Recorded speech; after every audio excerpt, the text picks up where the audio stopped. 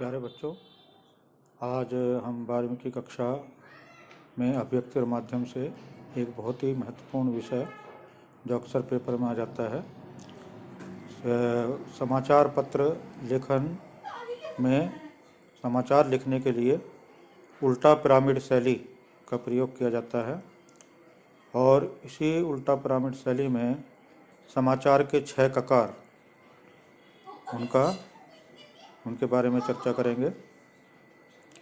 सबसे पहले समाचार लिखने के लिए एक विशेष शैली होती है।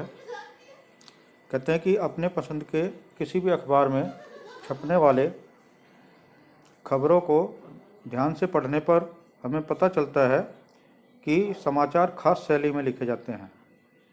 इन समाचारों में किसी भी घटना, समस्या या विचार के सबसे महत्वपूर्ण तथ्य, सूचना या जानकारी सबसे पहले पैराग्राफ में लिखे जाते हैं।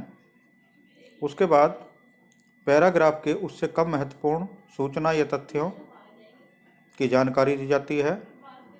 यह प्रक्रिया तब तक जारी रहती है जब तक समाचार समाप्त नहीं हो जाता। तो इस समाचार लिखने की शैली को उल्टा पिरामिड शैली या इन्वर्टेड पिरामिड शैली के नाम से जाना जाता है।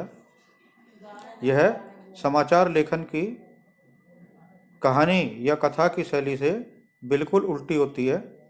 जो कहानी या कथा की शैली लिखी जाती है वो सीधा पिरामिड शैली में होती है, और समाचार पत्र के लेखन की जो शैली है वो उल्टा पिरामिड शैली में होती है। इसे उल्टा पिरामिड शैली इसलिए भी कहा जाता है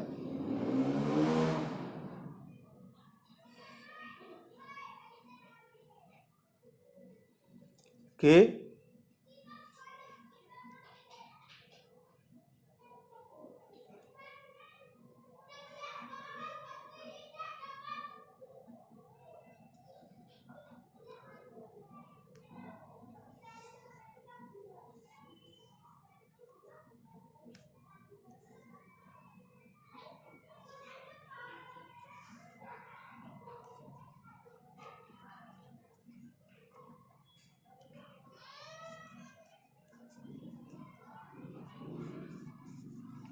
हाँ जी, इसे उल्टा पिरामिड शैली इसलिए भी कहा जाता है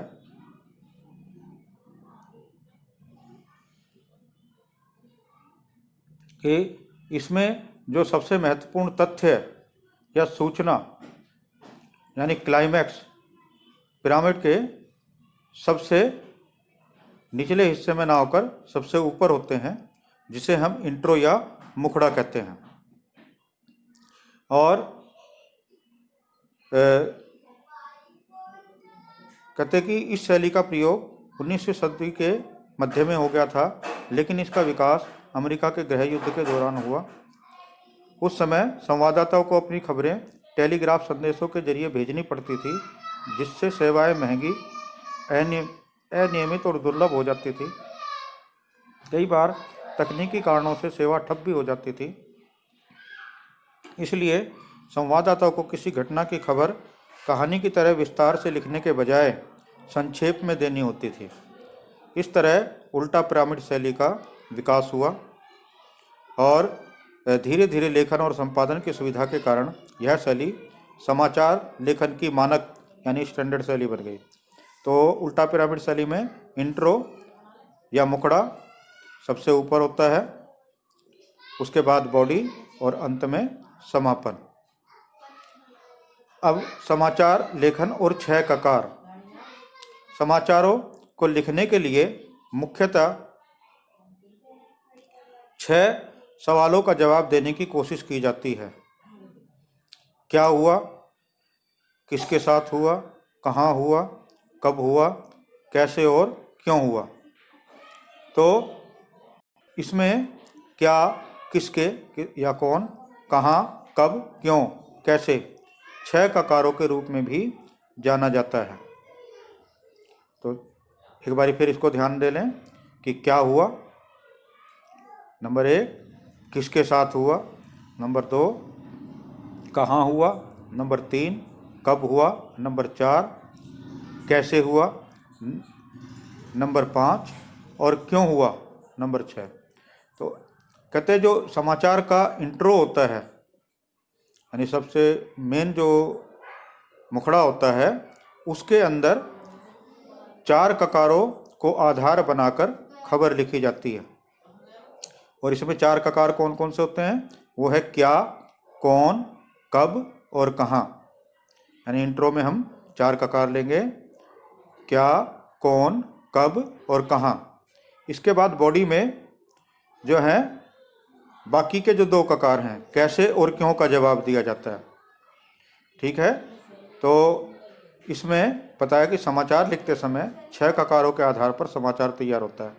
तो इसमें पहले 4 ककार जैसे क्या, कौन, कब और कहाँ सूचनात्मक और तथ्यों पर आधारित होते हैं। बाकी के 2 ककार कैसे और क्यों विवरणात्मक, व्याख्यात्मक और विश्लेषणात्मक पहलू पर उसमें जोर दिया जाता है। अब उदाहरण के द्वारा हम इस बात को समझेंगे कि अब समाचार में प्रकाशित एक समाचार पर गौर कीजिए। जैसे समाचार का शीर्षक है मास्को में छत ढहने से 4 लोग मरे, 29 घायल। तो इसमें अगर हम ककारों को देखें तो सबसे पहले 4 ककार क्या, कौन, कब और कहाँ ये इंट्रो में आएंगे। तो क्या में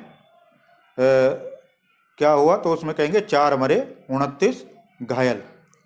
उसके बाद कौन, कौन मरे, आम नागरिक। कब मरे, गुरुवार की शाम को। और उसके बाद कहाँ मरे, उत्तर पश्चिम मास्को के बाओमास्की बाजार में।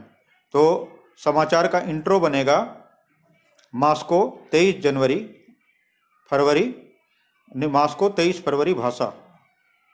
उत्तर पश्चिमी मास्को के बाओमास्की बाजार में गुरुवार की शाम छत ढहने से 4 लोगों की मौत हो गई और 29 घायल हो गए।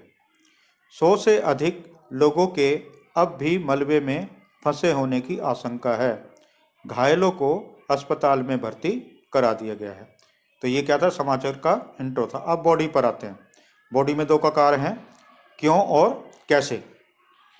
तो समाचार की बॉडी बनेगी प्रत्यक्षदर्शियों के अनुसार पहले तो बाओमास्की भूमिगत बाजार की गुंबदनुमा विशालकाय छत ढही और उसके बाद छत को संभालने वाले खंभे एक एक करके गिरने लगे।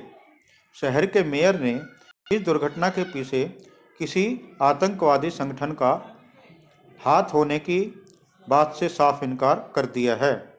प्रारंभिक जांच से पता चला है कि पिछले दिनों में हुए भारी हिमपात की वजह से इस 30 साल पुरानी इमारत की छत ढही है। तो ये समाचार की बॉडी थी। अब देखिए इसका समापन, समाचार का समापन। इसमें उद्धरण या स्रोत का जिक्र किया जाता है, जैसे आपात मामलों के मंत्री, मास्को के मेयर और प्रत्यक्षदर्शी। तो इस तरह से समाचार का समापन होगा। आपात मामलों के मंत्री सरगई शोगो ने बताया कि मलबे के नीचे अभी कई लोग जिंदा हैं। वे रो रहे हैं, चिल्ला रहे हैं और किसी भी तरह अपने जीवित होने का संकेत बाहर भेजने की कोशिश कर रहे हैं। मोबाइल ऑपरेटरों ने भी मलबे से 100 से अधिक मोबाइल संदेश मिलने की पुष्टि की है। माना जा रहा है कि छत गिरने का मुख्य कारण इस पूरी इमारत का डिजाइन भी है। इस गुंबदनुमा छत पर भारी बर्फ जम गई थी। संभवतः गुंबद बर्फ का वजन बर्दाश्त नहीं कर पाया। तो ये एक समाचार, अखबार का समाचार था। इसमें हमने देखा इंट्रो में आपके 4 ककार आए, क्या, कौन, कहाँ और कब। बॉडी में बाकी के 2 ककार कैसे और क्यों आए, और अंत में समापन। तो उल्टा पिरामिड शैली में सबसे पहले क्या आएगा, इंट्रो आएगा, यानी मुखड़ा जिसको बोलते हैं, फिर समाचार की बॉडी आएगी और अंत में समापन होगा। तो उपरोक्त समाचार के पहले पैराग्राफ में यानी 4 ककार हैं, मुखड़े इंट्रो में 4 ककार हैं, क्या, कौन, कब और कहाँ, इसकी जानकारी दी गई है। उसके बाद के 3 पैराग्राफ में 2 अन्य ककार कैसे और क्यों के जरिए दुर्घटना के कारणों पर रोशनी डाली गई है। अधिकांश समाचार इसी शैली में लिखे जाते हैं, लेकिन कभी कभी अपने महत्व के कारण क्यों और कैसे भी समाचार के मुखड़े में आ सकते हैं। एक और बात ध्यान देने की है कि समाचार में सूचना के स्रोत यानी जिससे जानकारी मिलती है उसका अवश्य उसे उद्धृत करना चाहिए, उसे शामिल करना चाहिए।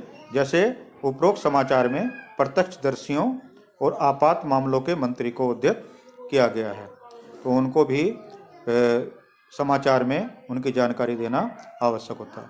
तो बच्चों, ये उल्टा पिरामिड शैली और समाचार के 6 ककारों की चर्चा हमने की। अक्सर पेपर में कई बार टिप्पणी के रूप में और अलग से प्रश्न के रूप में भी आता है। आशा है आप इसका लाभ उठाएंगे और इस पाठ को ध्यान से पढ़ेंगे। आपका दिन शुभ हो।